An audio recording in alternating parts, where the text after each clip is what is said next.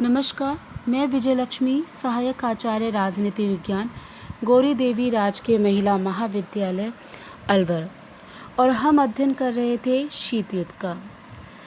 Last videos में हमने देखा कि द्वितीय विश्व युद्ध के बाद पूरा विश्व दो खेमों में, टू ब्लॉक्स में डिवाइड हो जाता है, अमेरिकी ब्लॉक और सोवियत ब्लॉक, और विश्व में दो महाशक्तियाँ हमारे सामने आती हैं, संयुक्त राज्य अमेरिका और सोवियत संघ।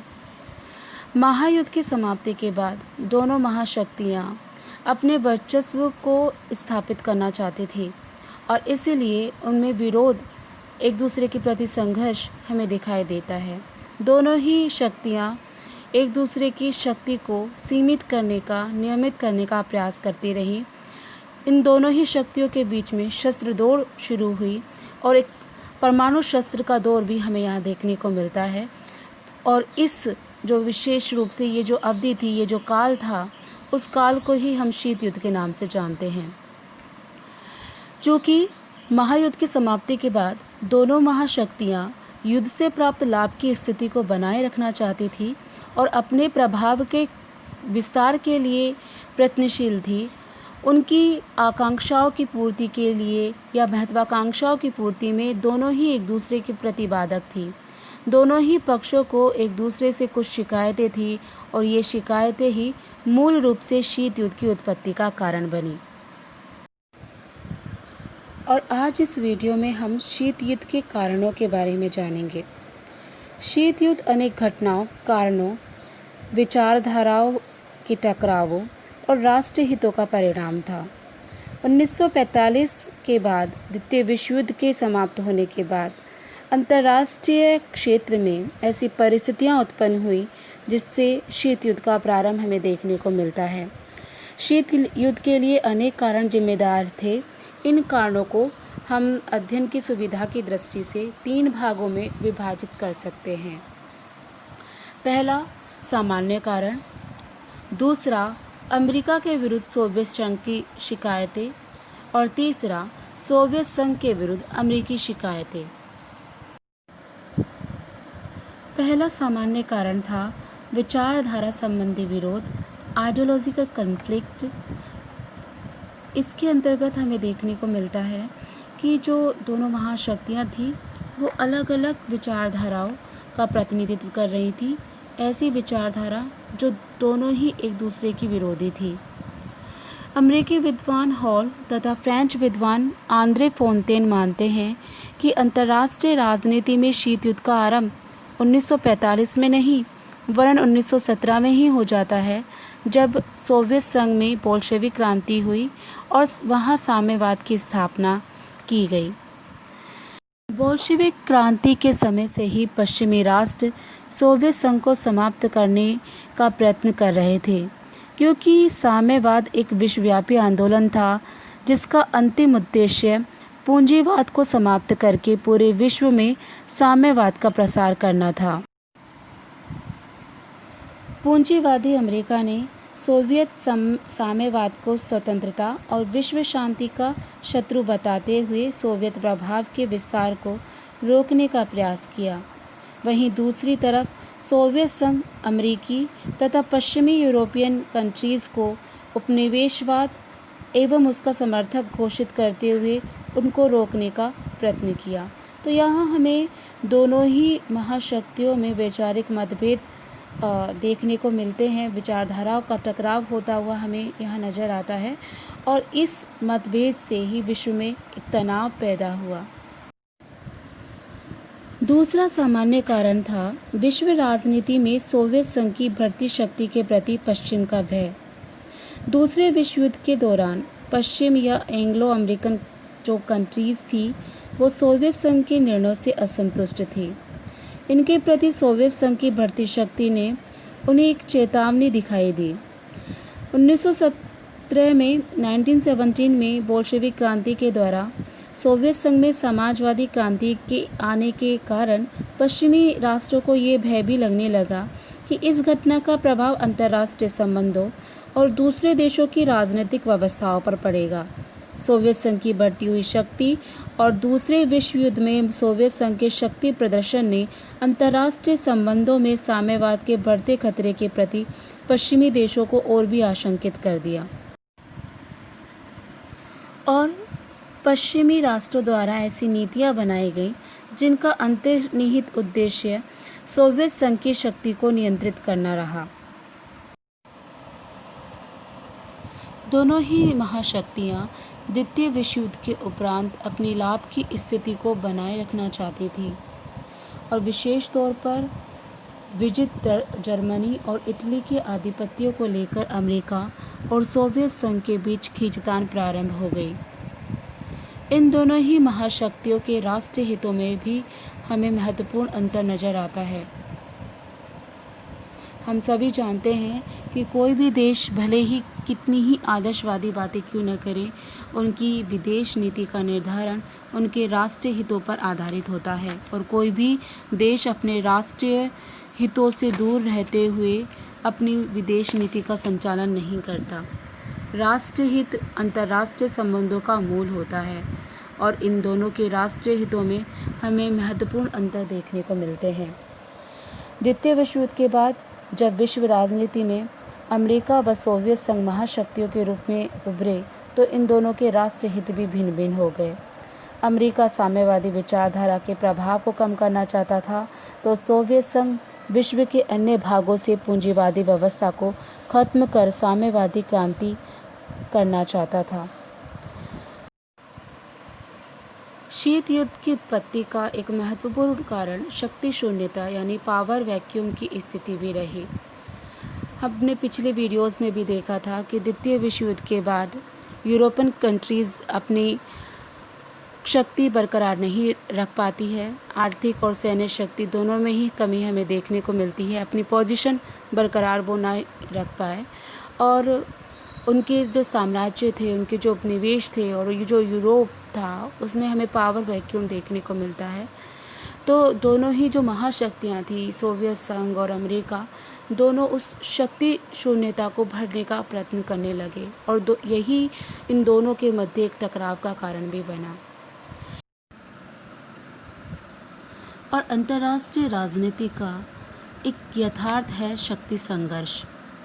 अंतर्राष्ट्रीय राजनीति के यथार्थवादी विचारक मार्गेंथाउ के अनुसार अंतर्राष्ट्रीय राजनीति शक्ति संघर्ष की राजनीति है। विश्व में जो भी महाशक्तियाँ होती हैं उनमें वर्चस्व के लिए, प्रधानता के लिए संघर्ष अनिवार्य रूप से होता है। द्वितीय विश्व युद्ध के बाद सोवियत संघ तथा अमेरिका दो शक्तिशाली राज्यों के रूप में उदित हुए, इसलिए इनमें विश्व प्रभुत्व स्थापित करने के लिए आपसी संघर्ष होना अनिवार्य था। ये अंतर्राष्ट्रीय राजनीति का जाना माना हुआ सिद्धांत है कि शक्ति राजनीति को सैद्धांतिक आदर्शों का जामा पहनाया जाता है।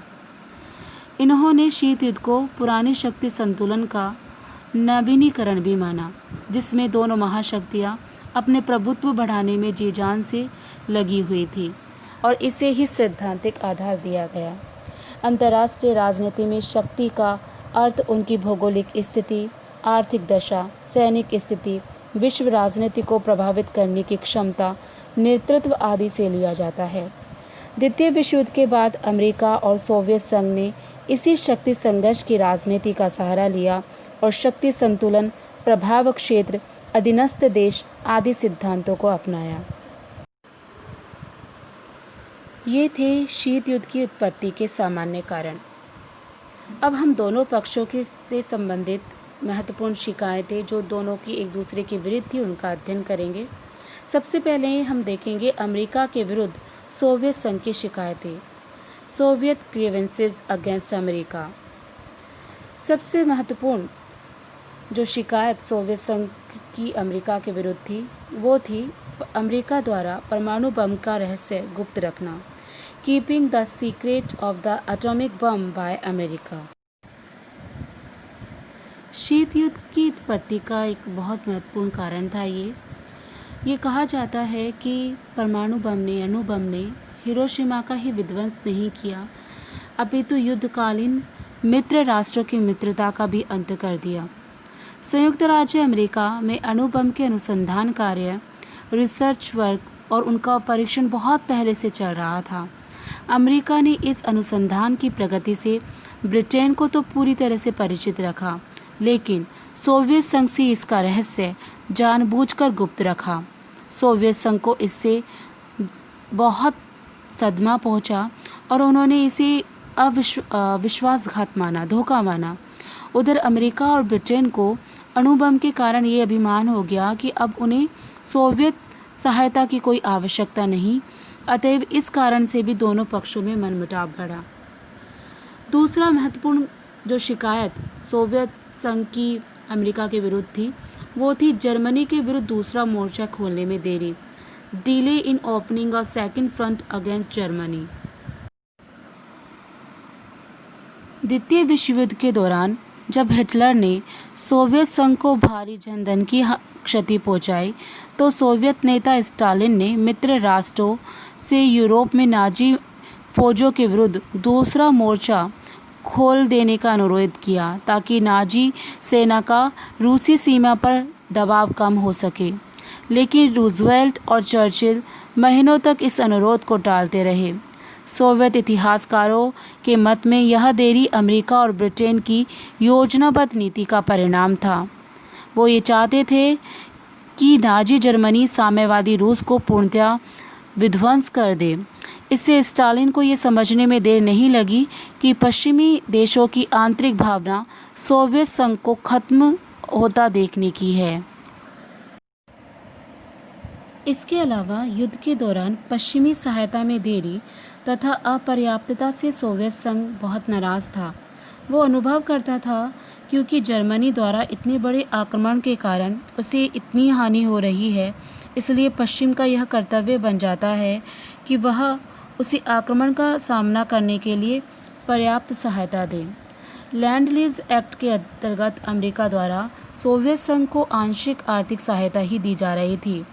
उससे वह नाराज था, और क्योंकि ये सहायता बहुत कम थी और ये अल्प सहायता भी राष्ट्रपति ट्रूमैन ने द्वितीय विश्व युद्ध के बाद एकदम से बंद कर दी, जिससे सोवियत संघ का नाराज होना स्वाभाविक था।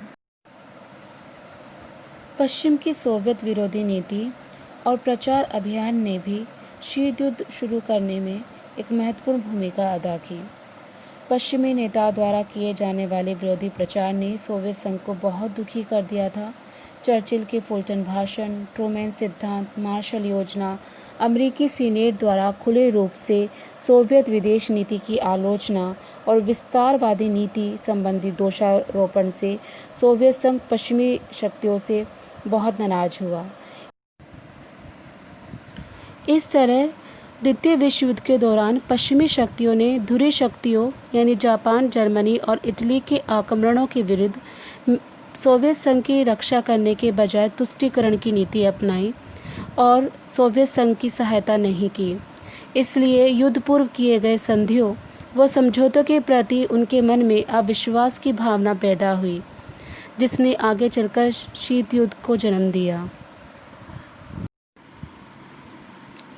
इन सभी तत्वों ने सोवियत संघ को पश्चिमी शक्तियों से बेहद नाराज कर दिया, बेहद असंतुष्ट कर दिया। सोवियत संघ अपने आप को मानसिक तथा भावनात्मक रूप से पश्चिम से अलग मानने लगा। समाजवादी शक्ति के रूप में अपनी स्थिति को सुदृढ़ करने के लिए उसने पूर्वी यूरोप में साम्यवादी राज्यों का एक संगठन बनाने का प्रयत्न किया, एक गुट बनाने का निर्णय लिया। इस जोखिम के कार्य में जो सफलता उसे मिली, उससे पश्चिमी शक्तियों और सोवियत संघ के बीच मतभेद और भी बढ़ गए। इसी प्रक्रिया में सोवियत संघ ने अपने भूतपूर्व मित्र राष्ट्रों के साथ अपने आप को शीत युद्ध में लिप्त पाया। इस वीडियो में इतना ही। धन्यवाद।